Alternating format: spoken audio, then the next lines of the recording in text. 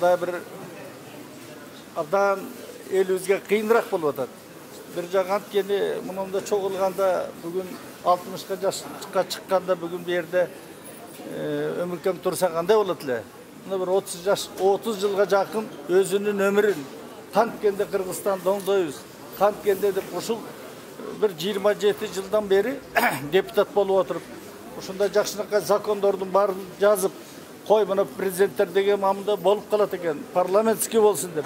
Мына Англияда Королева башкарат, тетиги Японияда император. Болду, калганы талашпай иш жүрүп атат. Болбосо дүйнөдөгү эң бай мамлекетпиз, ушундай акыбалга келип, бүгүн өмүкемдин адилетсиз отургандыгы бир кайдагы бир Маевскийде мынадыр кармалып отурат.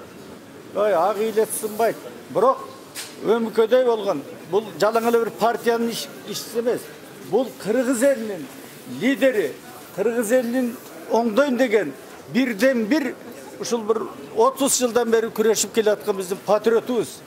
Bunun özünçe bir eldik at koya oturganda, bayagı Сталин elinde at koya oturganda bir mezgilde gelip kaldı.